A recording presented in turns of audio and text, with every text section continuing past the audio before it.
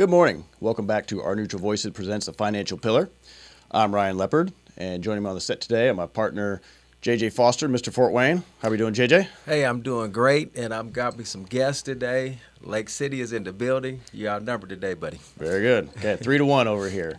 So, special guests, we got Kim Knoerzer. I told you I wasn't going to try to pronounce it, but I've been practicing in my head, so hopefully I got that right. Nailed it. Right? And Kelsey Stewart. Okay, as JJ mentioned, both with Lake City, both part of your client protection services team, correct? Correct. Yeah. Yes. So I'm going to give you a chance to kind of introduce yourself, tell us a little bit about your background. Yeah.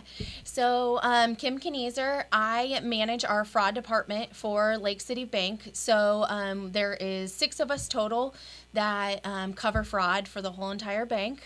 So not many of us. We cover debit card fraud, any digital banking fraud, check fraud, account compromises. So that's what we're responsible for, is all of our fraud. And then Kelsey here, she is our debit card fraud and part of my team as well. Mm-hmm. So I help cover disputes. If a customer has a dispute, I also help protect our customers and any fraud trends that we see with the debit cards. I also help with Kim's team too. I can do a little bit of both, but debit cards is my specialty. And can I say this? Again, we're about education. Mm-hmm. I'm 30 years in human services. When I hear CPS, in the community and where my world, it was Child Protective Services. Yes. So Client Protective Services is an acronym I had to get used to. So I wanted to throw that out there. Very good. Very good. Ladies, thank you for joining us today. I think you set a record for longest drive to be on the show in the morning. They're joining us from Warsaw. So you got an early morning drive down here. So thank you for being with us. Of course. This is kind of the second part of our fraud, conversation. 2 weeks ago, we had Dave Greenwood from Star Financial Bank here talk with us.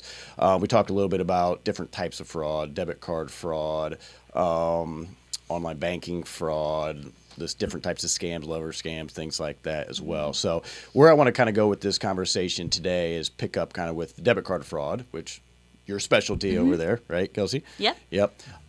We talked a little bit about, realizing where we use our card, being thoughtful when choosing online places when we buy things so we don't compromise them. But there's other times where, you could be doing everything right and you don't even utilize your card and, your account gets compromised sometimes. Mm-hmm. A lot of clients are looking at it like it's the bank's fault. What did you guys do? Was your systems breached? So talk to us a little bit about those and how those scams kind of happen. Sure. So a huge one is card enumeration, or what we reference as a bin attack. So your card, it only takes the first 6 numbers, and that's your bin. And a fraudster can get that and put it into a machine, and it can generate your card number. And it only takes one to get a good authorization or a good hit to then put that in to enumerate even more cards. So even if your card is sitting in your safe at home, if they did get a hold of that BIN number and they got a good authorization on one, chances are they're going to keep going until they don't get any authorizations at all. Because they're kind of sequential order, right? Mm-hmm. Cards are not to make this educational seminar on how to do it, but to understand how it happens. Yes, right? Exactly. Yep. So what are some things you kind of do to proactively help try and protect clients in that situation? So I just want to say to customers, if you ever have any inkling or you're questioning a transaction, first and foremost is always just report it to us right away, because you truly do help. In the fraud department, you have to be proactive, but also you have to be very much reactive also. So it's monitoring the reports, making sure, we're up to date on all of the fraud trends, coming and staying educated on that also. So it's truly a daily process that we're monitoring customers' accounts, any unusual or high number authorizations to certain places. Okay. And I know what that can sound like to a customer sitting out there. You monitor my accounts, right? Mm-hmm. So clarify that a little bit. Like when you're monitoring those, like you're looking for specific types of transactions coming through at maybe like a zero charge in a specific place. So I can vouch from that, knowing a little bit about how we do it, and I'm sure you guys do it the same way. Is if we see, this was a big one recently where we had an uptick of, hundreds and hundreds of transactions ran through Birkenstock for $0, right? Yeah. not that many new people are trying to buy Birkenstocks all in the same day or same time period, right? They're being ran at $0 as trying to hope to stay under the radar on there because the transaction doesn't actually come out of somebody's account. They're just hoping to get a positive hit on that. That card number then in turn, this is a good card number. It goes into another bin over here where they sell it on the black web or whatever they do with it as well. Right? Is that correct? Yeah. And it doesn't even have to happen right away. Maybe they might test it, and a couple months later, that's when the big fraud happens. It's just a high volume within a short amount of time, even. If you have several authorizations within a matter of 2 minutes, and that's not something that's normal for you, that's what I mean by monitoring. Just stuff that's outside of your normal pattern. Yeah. You're monitoring bank transactions and Bank-wide. seeing upticks in certain types of transactions, trying to find trends, right, to kind of proactively stay on top of it, to then in turn contact clients to say cards might be compromised before a loss actually is incurred. Yep. Right? Yep. Yeah. Exactly. Very good. Kim, anything to add to that? No, definitely nailed it. Yeah. Okay, great. Kelsey, you mentioned education. What do you do to stay on top of this stuff?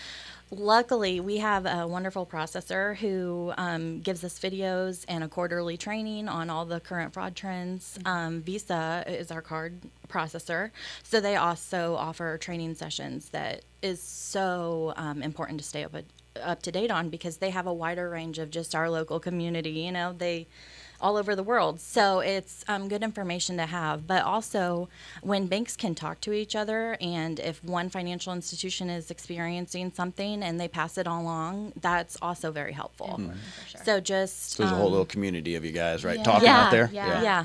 So just staying current with all the fraud trends. Very good. Very good. So before we transition into another topic, anything to add in regards to the debit card transaction? Anything we should know, you want our listeners to know about? For card fraud, check with your card processor because like we have Visa, they have a zero liability for fraud. So you're a true fraudulent transaction, you're not liable for. And that's just a wonderful thing for customers to know is because you hear about, banks didn't reimburse me or something along those lines. But in true fraudulent scenarios, you are not liable for that. Okay. Now, to touch on something specifically with that, though, they're not covered by that forever, right? There is a time period in which they have to dispute that claim to be covered. Is that accurate? Yes. Yes. So that's important to note. Monitor. Right away, you have to let your bank know. Yeah, monitor right away because you don't have forever to catch that. You can't come back a year or two. I'm not going to get into specific dates and times, but you can't come back a year or two later and say, I found this transaction that's fraudulent, right? There is a time period in which you have to, that's your responsibility to report to the bank to kind of get reimbursed or dispute that charge. Yeah. Okay. So on the last episode we had as well, JJ made a comment about, we were talking about online banking fraud and things like that, and his mom's listening. So if she's out there listening, what's your mom's name? JJ's mom. Miss Graham. Miss Graham. Miss Graham, how we doing today? But she said, that's why I don't mess with none of this stuff, right? And we didn't really dive into that, but I really think that's an important topic because there is a good segment of people out there that say, online banking fraud, I don't want nothing to do with that, so they stay away from online banking altogether. Where I'm a big proponent of, I think as long as you're aware, right, online banking actually protects you more. Yeah. What do you ladies have to say to that? Yeah, correct. Don't ever give out any of that information. We had a time period where customers were receiving phone calls from what they believed was Lake City Bank's fraud department. And they were coached by these people. They were very kind, and these individuals were asking for a customer's user ID and passwords. I would never call anyone and ask for that information. Your password is your password only. That is for you only. So I would never ask for that. Even if I was calling you, even if you called into us, we would never ask for that. So please always keep that secure. That's the biggest thing. And then also, I know you guys touched on that secure text message. That Two-step authentication code. Yes. Our text messages even specifically say, never give this to anyone. So please never give that to anyone. Unfortunately, people do give that out, even though our text messages say not to. So that's the biggest thing is that's how you protect yourself. Never give out that password. Never give out that code that you might receive via phone call or text message. Yeah. So to reiterate, no matter how aggressive or persuasive your bank is, Yes. you would never ever Ever. ask. Yeah, Ask. we wouldn't. We would never. We don't even, when you set up that password, we don't put that in our system. We have no access to know what your password is. So by asking you for that information, it does not benefit us at all. Yeah. And you wouldn't tell them, don't hang up the phone without giving me that, or this is your last chance to give me. You would never say that, would you? No, we would never threaten. I know people have said they threatened me. We wouldn't threaten you. Absolutely If not. your bank threatens you, you should probably question that. Yes, yeah. Yeah. Yeah. Mobile banking is so crucial nowadays because, you know, it takes 30 days or whatever to receive your statement. So up to 30 days. So mobile banking, you can get your balances, check your account daily if you wanted to. So it's so crucial to have. So don't shy away from not doing online banking. Yeah. And I was going to say another thing too. Mobile alerts is something I know Lake City Bank offers. That's huge to help identify fraud as well. You can set up mobile alerts for checks clearing accounts. You can set limits. You can set mobile alerts for online merchants. If your debit card is used at an online merchant, you might receive a text message or an email. So those mobile alerts are also really beneficial to help out with fraud as well. Absolutely. Daily balances, even you can subscribe to get daily balances. So you would know, if your balance was super low one day to check into that further. Yeah, absolutely. I always used to tell clients when I was in the retail environment that, that were skeptical of online banking is typically when we see fraud with online banking, it's not because somebody somewhere just randomly hacked into your computer, right? Absolutely, And got right. your user ID and password. Now they took all your money, right? It's usually somebody that's close to you, right? That brother, sister, somebody like that either you gave that to at some point in time, or they know your password, know you well enough to guess that. Yeah. Or it's somebody you gave the information to, Yeah. right? Somebody that called you on the phone, an email you responded to, or the biggest one, the phishing emails that look like they're from your bank saying your account's been compromised. Click on this, Yeah. and when it does, it looks like their website, and it's asking you to put your user ID and password in. When you do that, that's what you're doing is kind of giving them information to access that. So if you're aware of those type of fraud scams, right, and you're alert when these things are coming to you, then really avoiding that. Online banking, in my opinion, is more safe and secure than old school banking where we're out there writing checks, Yep. which every time we write a check, we're giving somebody our account number. Yep. The number one thing we shouldn't do is on every check out there. Yeah. Or for those clients that are still old school and say, I want my statements in the mail, right? To Kelsey's point is by the time those statements get to you in the mail, they're already 30 days old or more. Yeah. Right? Yep. If you don't utilize online banking, you're not checking regularly, it could be a while before you even catch that fraud going on. Not to mention those statements have what on them? Thankfully, our statements, I do know, have the last four. Oh, did they? Okay, very good. We only have last four of account number. I do know some institutions still have the full account number. But yes, it might have an account number on it. If for those statements that still are out there and Yep. have the account number on it, that's what scammers are doing. Fraudsters are doing. They go through mailboxes. They look for. I was just having this conversation with somebody yesterday about people that put checks in the mail, right? Mailbox, yes. Trust me, anybody is trying to defraud you or scam you or steal from you, they just drive around a neighborhood. Yeah. They see an unsecured mailbox with the red flags up. They know what that red flag means, Yes. right? There's something in there, and it's not something. It's either an invitation you're sending out to a birthday party, a graduation, or it's a bill that Yep. you're sending out. And what would be in that if you're sending a bill in?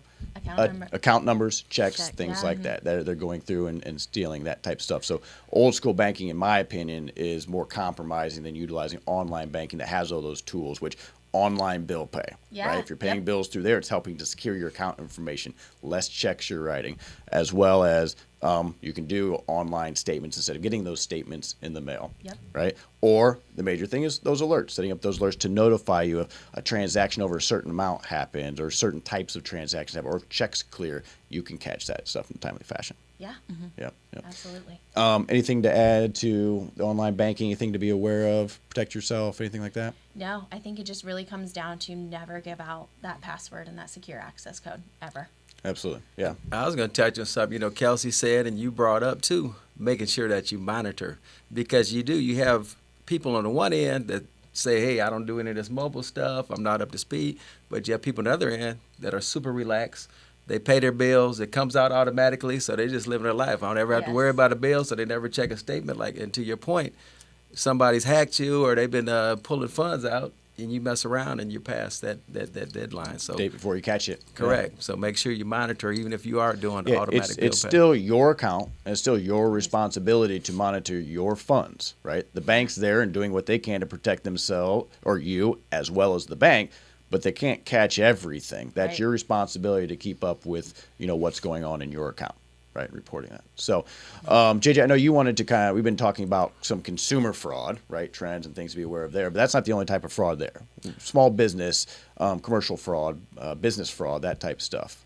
Yeah, but it's funny though, because you actually brought up mailbox, and I actually was working with the organization, and that's what they did. Old school. They were expecting a check to come in the mail, and just what you said, somebody hit them in the mailbox.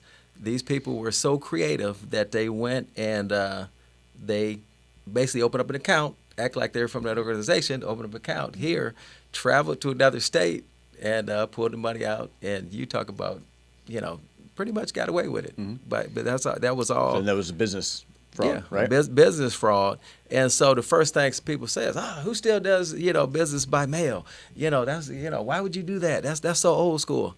But then, we hear about all this stuff, the wire fraud, and that is just it becoming just as prevalent. What are things that people can do to protect themselves from wire fraud?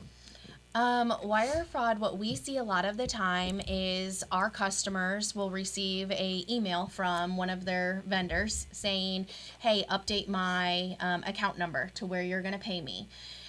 So if you ever receive an email wanting, your customer to update their information, pick up the phone and call your customer. That's the biggest thing. Don't email them because their email could be compromised. So always make sure you're picking up the phone call, and never dial that phone number that might be in that email, in that signature, because that could be going to the fraudulent person as well. Go from your address book and pull the phone number from your actual address book and call that vendor. Great. Now, what kind of things? We're talking small business thing. What kind of things do you guys do to make sure employees of banks are on their toes? Because we talk fraud, nobody is safe. Fraud is coming from all angles. What kind of things can you guys speak to, regarding employee training and things? I do know a lot of the time there's times where, again, it's an email compromise and an email goes to one of our branches possibly to update a signature card with a fraudulent person's name. So that's the biggest thing is when we see a trend here within Lake City Bank, we push that information out to our branches. This is stuff you need to look out for, to be aware of. So that's kind of the biggest thing is just internal training on our behalf, keeping our staff up to date on current trends. Compliance training is huge too. Yes. Our compliance department will send out multiple trainings for frontline and back office to do too. So really making sure that you're understanding the information that they're giving you is so helpful. Yeah, and when you say the front line, the bankers, tellers, things like that, I mean, they're the ones that are listening to these stories and these conversations, and just the awareness to understand when something just doesn't seem right. Yeah. Right? That's the biggest thing there is, we have a casual conversations with our clients every single day, but when something pops up like, oh, I'm sending this wire, oh, really? Yeah, tell me a little bit about it. And, oh, well, how long have you known this person? Oh, I've known them for a couple years now. Well, how'd you meet them? Oh, I've met them through Facebook. Oh, okay. Well, have you ever met this person in real life, in person? Yeah. Well, no. I know what you're thinking, but no, I know this person really well, right? These are things that as bankers on the front line, we're kind of trained to pick up on. Yeah. And then when we were talking earlier about, I don't know if it was on this show or if it was the previous one, we were talking about trust your bank. They're not inquiring to be nosy, right? Yeah. Yes. They're asking these questions to help protect you. Yeah. Right. For that. So yeah, we definitely get a lot of pushback from customers when we are asking further questions. And again, it's you've worked hard for this money. Mm-hmm. We truly want to protect you. We're concerned about you. We're concerned about your money. It's not to know the relationship, deep down on who that person is. It's just we want to make sure you're not involved in a scam. These people that are out there scamming are really good at what they do. Mm-hmm. We've heard some really great stories. And so it's, again, just to truly protect you and protect your money. Yeah. I sat across from an older gentleman at one point in time who thought he was sending money overseas to his daughter. Yeah. Come to find out through there, like his daughter was over there, Yeah. but that's not who he's speaking to. He's speaking to somebody on behalf of him. I can't remember the reason why she couldn't speak to him, but ultimately he was supposed to wire this money over there because she needed it. Unfortunately, we were able to stop the transaction. We didn't wire the funds, but he had to sell all of his furniture to get the funds to be able to send them. So the furniture's already gone, right? He's Yeah. got the cash now. We were able to save that, but he had gone and sold off all these possessions just to raise this money. And so those people out there, they prey on the elderly, they prey on the susceptible, and people that aren't aware of this kind of stuff to be. Yeah. Now, in that case, though, it's important for people to know when we wire money out as a financial institution, we can't always get that back. Absolutely. That's not something that's insured and covered like a debit card transaction through Visa, correct? Correct. Yeah. Yeah. Yeah, wires, they're instant availability, basically. Once it hits that account, it comes available to that individual that you sent it to. So it is truly hard to get those funds back. And, you know, we pick up the phone call or pick up the phone and we'll try to call that bank where those funds went to say, hey, this is fraud. Please do not make it available to your customer. But some banks don't talk to other banks. Unfortunately, it's really hard. That's where, again, Kelsey touched on it. It's awesome when we can all work together as a team. No matter what bank it is, we all have the common, you know, we want to protect our customers.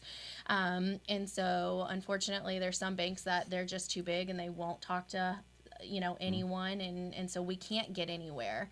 But Or to the fact that the money's wired and you don't catch it for a few days, but it's Yeah. instant availability over there. So, I mean, they're not sitting here tricking you into sending them money for it to sit in their bank account forever, right? Correct, As soon as yeah. it's there, boom, they got it and it's gone. yeah, It's transferred, yeah. it's taken out, it's somewhere else by that time. And that bank's not going to take the loss. Your bank's not going to take the loss. Ultimately, that was on you and your decision to send that money, which once again leads into be open to your bank asking Yeah. questions. They're there to protect you. And I know a lot of these people too are being coached by this fraudulent individual. They're telling them to say something that is truly believable, like you said, sending money to my daughter. So they're teaching our customers how to say things to almost get it by us, you know. So it's something that we would be, oh, that does make sense. They would do that. Let's go ahead and let this wire go. So if anyone's ever telling you this is what you should tell your bank, that's That's a again sign. another red flag. Yeah. Yeah. Tell us the true purpose. Now, in regards to the business fraud that we see, obviously there's the consumer side is regulated a lot more to where the bank is responsible for reimbursing, getting money back. That's not the case on business side. Can you speak a little bit to that? Yeah, kind of the biggest thing with businesses, we have fraud prevention tools for businesses. When it comes to check fraud, when it comes to ACH fraud, we have what we call positive pay. So that's where, you know, you're offered that product, that service, you sign off saying, no, this will never happen to me. I don't want it. So that's where you are liable for those situations. Consumers are not educated and provided those tools like our businesses. So that's where we try to protect our consumers a little bit more on that side. And so we talk about phishing emails. Yeah. I know you, you mentioned coming from a bank, but when you're in a business, they're coming from emails that people you do businesses with, and during tax season, they're sending out emails and making it look legit, Yeah. and it's not necessarily getting your bank account information, but getting social security number, getting access to your identity is the thing that you're discussing about which you should be protected. Can you speak to phishing emails and how seasonal they are? People, around the holidays and around these different things. Yeah, definitely. And I wouldn't say anymore. I don't think anything's seasonal. I feel like It's a year-round job, right? Yeah, fraud is definitely year-round. It is huge. We are definitely busy with anything and every type of fraud we see every single day. So it's definitely not per se seasonal anymore like what it used to be. But absolutely, there are certain scams, especially I know debit card as well, we see more often certain times of the year. But yes, there might be times, tax season, stuff like that. There is going to be certain stuff that do go out around those times that might be phishing or whatever it may be. Okay. Yeah. Like you get those around the holidays, the UPS emails. Oh, your Yeah, package is package. at UPS. Please respond. Or what's one now? Just I mean, the phishing. Adobe Reader. You know, you need to sign for. I mean, it's real creative. I had one when I was at Housing Authority. I had an email from the CEO, and he was telling me, "Hey, JJ, I left my credit card. I need to use your department's credit card, just because I left mine." But everything in the email was legit, and you know, it could have really taken place. The only problem was it called me John in email. And stuff. Nobody. So, you know, me and the CEO, our relationship was, it would say JJ. Yeah. So it said John, and I'm looking like, hold on, he's awful formal. But otherwise, everything in that email, I was prepared to, hey, go ahead, give him your number. But And that's what we have noticed too. So if these compromises do happen, we reach out to our customers and we ask them, hey, can we see those emails that you did receive? We would like to kind of try to figure out what happened, where it happened.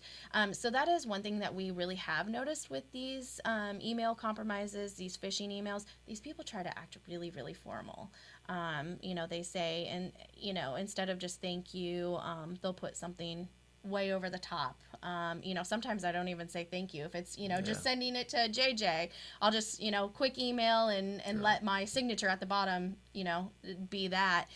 So these people are very over the top and try to be very formal and very kind. Your friend or something like that. Something I wouldn't traditionally say in an email. Yeah, and understanding as well, emails are very easily compromised, Absolutely. right? To the point that I know, at least with us, that two-step authentication code, we don't even offer to come through email anymore. It can only come through text, or there's another method as well. But before, we would send a two-step authentication to the email address. But that just opens up a box of worms if the person requesting it, which is typically the case, right? They have access to your email account. They're getting that email before you ever even know it. They're getting that code, deleting it, and you never even know that it happened. So I don't know, have you guys gone away from that as well? Or? Yep. We just the two-step is either a phone call or a text message. We don't offer the email anymore. Gotcha. So running short on time today. This 30 minutes goes by really, really quickly. But what advice would you have for us, for our listeners, as far as what we can best do to protect ourselves from becoming a victim? Be aware. You know, we talked about monitoring your account. Monitor your account always. Be aware of the people you're talking to. Again, if they say they're from Lake City Bank or from your banking institution, be aware that there's things that we will not ask for. So that's just protect yourself always. Protect your information. Yep. And question the phone calls, question Absolutely. the emails. Hang up the phone. Tell them you're going to call your banker. Yeah. Call your banker. Call the bank. Call whatever. I think Terrence said on the last episode, you know, he gets more kickback from people providing their ID when asked for than people online or people calling you and you just giving out information over the phone and no questioning about it for it. So, okay, so awareness is the key. Absolutely. Know what's out there. Be aware when somebody's calling. If you're questioning it, call somebody. And once again, that's why we always preach, have a relationship with your bank, have a relationship with your banker, somebody that you trust to help you navigate your financial institution. So, Kim, Kelsey, thank you very much for joining us today. Appreciate you coming on and talking with us. We will be back in August 7th, I believe, is the next episode. But until then, I'm Ryan, my man JJ. Underneath your voices, peace.